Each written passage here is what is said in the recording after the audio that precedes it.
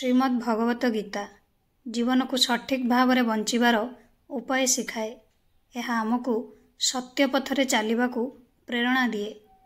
जीए निज जीवन रे एही 7टी शिक्षा को ग्रहण करिछि से शांत रही सबकिछि हासिल करि परिबो। श्रीमद् भगवत गीता हिंदू धर्मर एक पवित्र ग्रंथ। गीतारे आत्मा, ईश्वर, भक्ति, कर्म, जीवन इत्यादि विषय रे विस्तार भाव में वर्णना करा जाइछि। गीता आमको जीवन बंचिबा शिखाए। जीवन कौन, आत्मा एवं परमात्मा किपरि एकत्रित हुअन्ति, भल एवं मंद बुझिबा काहेकि आवश्यक, ये सब किछि आमको गीता ही शिखाए। गीतारू आमे ज्ञान पाई थाउ। आज आसंतु आमे ही गीतार 7टी श्लोक विषय जानिबा जहा जीवनर प्रत्येक कष्टकर पर्याय रे आपणको साहाय्य करिबो। एहाकू आपणको जीवन रे ग्रहण करी आपण सबुठारु कष्टकर परिस्थिति बाहरी आसी पारिबे। ताले आसंतु जानिबा। समस्त को मो तरफ नमस्कार। आशा करछि आपण माने समस्ते भलरे थिबे। ताले चलंतु वीडियो आरंभ करिबा। किंतु वीडियो आरंभ करबा पूर्वरु आपण मानक भितर केहि जदि आज मो चैनल ले नुआ थांती ताले प्लीज प्रथम मो चैनल टी को सब्सक्राइब कर दियंतु। पाखरे थिबा बेल आइकन को क्लिक करंतु जहा फल मो नुआ नुआ वीडियो रो नोटिफिकेशन आपण मानक पाखरे खूब। सत्य कहिबा पृथ्वीर सबुठारु भल कथा। एहाकू सठिक भाव में बुझिबा आवश्यक। व्यक्ति निज धर्म रे स्थिर रहिबा उचित एवं निज कार्य को प्रिय बोली भाबिबा उचित। धर्म रे स्थिर व्यक्ति सर्वदा शांति रे रहे एवं कर्म सिद्धि लाभ करे। अज्ञानर प्रभाव हेतु कर्म विपरीत होई जाए। समस्त प्राणीक पई शांति आवश्यक। शांति हेउछि निर्वाण प्राप्तिर चाबिकाठी। कर्मर संगठन परित्याग करिबा द्वारा संपूर्ण सफलता मिलिथाए। ज्ञान एवं धर्म उभय पई निजको समर्पित करिबा आवश्यक।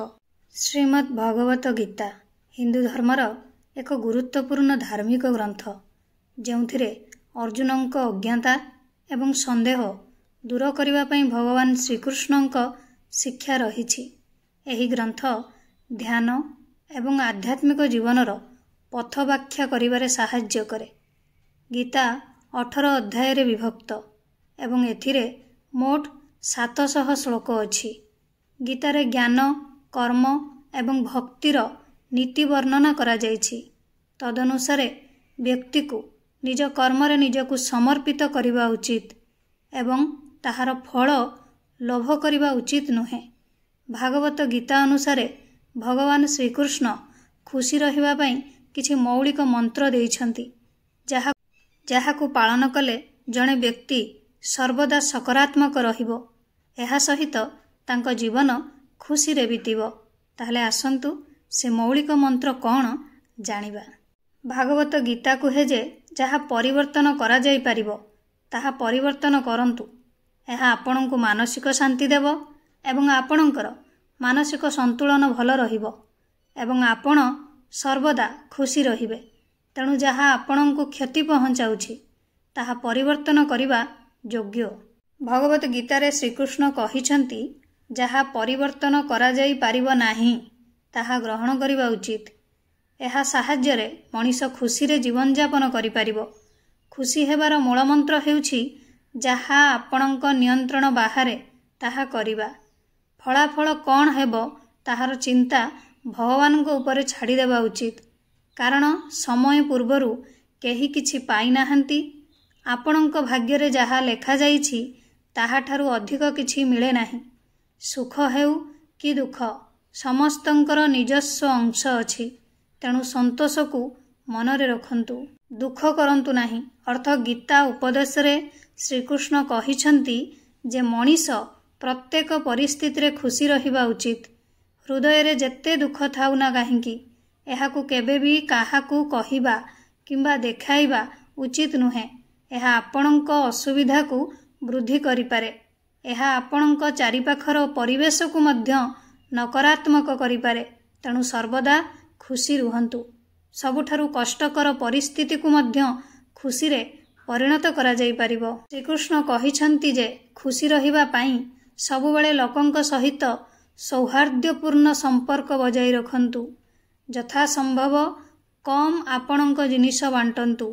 ଏହା ବ୍ୟତୀତ ମାନସିକ ଚାପ କମ୍ କରିବା ପାଇଁ ପ୍ରତିଦିନ ସକାଳେ ଉଠିବା ମାତ୍ରେ ବ୍ୟାୟାମ କରନ୍ତୁ।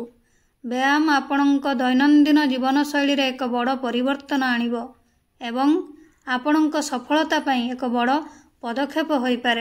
ଗୀତାର ଶିକ୍ଷା ଅନୁସାରେ ଯିଏ କେବେ ମିଛ କୁହେ ନାହିଁ ସେ ସବୁବେଳେ ଖୁସିରେ ରହେ, କାରଣ ସେ କୌଣସି ଜିନିଷକୁ ଭୟ କରେ ନାହିଁ। ତେଣୁ ସର୍ବଦା ସତ୍ୟର ପଥ ଅନୁସରଣ କରିବାକୁ ଚେଷ୍ଟା କର। ଯିଏ ସତ୍ୟ କହେ ସେ ସବୁବେଳେ ଖୁସି ରହେ।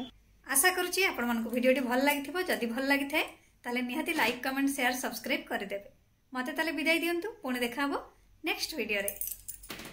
नमस्कार।